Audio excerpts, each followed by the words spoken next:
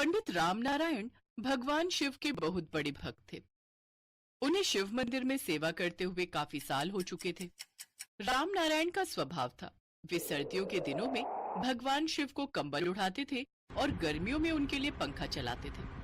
भयंकर गर्मी पड़ रही थी, इसलिए पंडित जी नियम के अनुसार रात को भी भगवान शिव के लिए पंखा चलाकर ही घर जाते थे।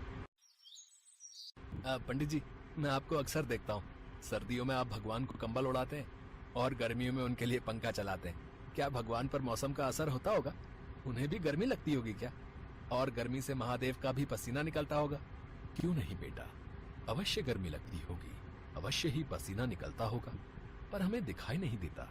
बस मेरे मन के भाव कहते हैं कि पंखा चलाओ तो प्रभु ठंडी हवा में सो जाएंगे। सब कुछ मन के भावों पर निर्भर करता है बेटा। सही कहा पंडित जी। जय शिव शंकर। पंडित जी भगवान शिव को ठंडी ठंडी लस्सी, छाछ सबका भोग लगाते थे ताकि भगवान शिव को गर्मी न लगे। पर एक दिन मंदिर का पंखा खराब हो गया। पंडित जी परेशान हो गए। अरे मदन, क्या हुआ? बिजली वाला आया या नहीं? शाम होने को आई है। मैंने बोला था मंदिर का पंखा चल नहीं रहा, बिजली वाले को बुला ला, वो ठीक कर जाएगा। पंडित जी, आज बिजली की दुकान बंद है, अब तो कल ही खुलेगी, कल ही ठीक करवा पाएंगे। अच्छा, अब कल ठीक होगी, पर रात को पंडित जी, रात को कौन सा आपने या किसी और ने यहाँ मंदिर में रुकना है? अगर खराब भी है तो कोई बात नहीं है, किसी ने सोना होना होता तो दिक्कत होती, पर रात में तो मंदिर में कोई रुकता ही नहीं है, कोई सोता ही नहीं है। आज नहीं तो कल सही, कौन सा मंदिर में कोई रात को रुकता है जिसे गर्मी लगेगी। इतना कहकर सेवक अपने दूसरे कामों के लिए चला गया। पंडित जी उस दिन थोड़े परेशान रहे, क्योंकि उन्हें बार बार यही लग रहा था कि भगवान शिव को गर्मी न लग रही हो। कहते हैं जब भक्त अपनी सच्ची भावना से कोई कार्य करता है तो भगवान भी उसके विश्वास को बनाए रखते हैं। आधी रात के समय शिव जी को गर्मी लगने लगी और उनका पसीना निकलने लगा और शिव जी साक्षात रूप में आ गए। क्या हुआ प्रभु? इतनी रात्रि में कहाँ जा रहे हैं? कोई देख लेगा तो दुविधा हो जाएगी। नंदी, बहुत गर्मी लग रही है, देखो तो पसीने छूट रहे हैं। आज मंदिर में पंखा नहीं चल रहा। तुमने सुबह सुना नहीं कि बिजली वाला कल आएगा? पर महादेव, पंखा तो आप भी अपने चमत्कार से ठीक कर सकते हैं। नंदी, तुम भी बहुत भोले भाले हो। अगर मैंने अपने चमत्कार से पंखा ठीक कर दिया तो भक्त की भक्ति का इम्तिहान कैसे होगा? इसलिए मैं पंखा ठीक नहीं कर सकता। मैं थोड़ी देर मंदिर के बाहर हवा खाने जा रहा हूं ताकि गर्मी भी ना लगे और थोड़ा पसीना सूख जाए। ठीक है महादेव, एक काम करता हूं, मैं भी आपके साथ चलता हूं, आप अकेले मत जाओ। ठीक है, हम रूप बदल लेते हैं। शिव जी साधु बन जाते हैं और नंदी उनके चेले। अब दोनों मंदिर के बाहर हवा में टहलने लगते हैं। चलते चलते शिव जी और नंदी मंदिर से काफी दूर निकल गए। रात के समय में भी गर्मी बहुत थी, इस वजह से शिव जी को बहुत पसीने आ रहे थे। नंदी, तुम यहीं रुको, मैं राम नारायण को नींद से जगाकर सतर्क कर दूं कि गर्मी बहुत है, कल हर हाल में पंखा ठीक करवा ले। जो आज्ञा प्रभु। शिव जी राम नारायण के सपने में आते हैं। राम नारायण, कल याद से पंखा ठीक करवा लेना।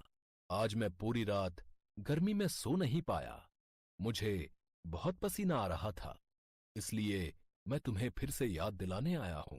पंखा ठीक करवा दो, गर्मी बहुत है। आज तो जैसे तैसे मैंने रात काट ली, पर कल की रात मैं बिना पंखे के नहीं सो पाऊंगा। इतना कहकर शिव जी अंतर्ध्यान हो गए और वापस नंदी के साथ मंदिर में विराजमान हो गए। उधर राम नारायण शिव जी की बात सुनकर मन ही मन सोचता रहा। मुझे ऐसा सपना क्यों आएगा? अवश्य ही प्रभु मुझे कोई संदेश देना चाहते हैं। मैं जल्दी से नहा धोकर तैयार होकर मंदिर जाता हूँ, फिर मदन को कहकर बिजली वाले को बुला लूंगा। हाँ हाँ, जल्दी जल्दी मंदिर पहुंचता हूँ। राम नारायण फटाफट से नहा धोकर तैयार होकर मंदिर पहुंचा तो उसने देखा कि शिव जी की मूर्ति से पसीना बह रहा है। उनकी पूरी मूर्ति भीगी हुई है। राम नारायण की आंखों में आंसू आ गए। उनका सपना सच्चा था।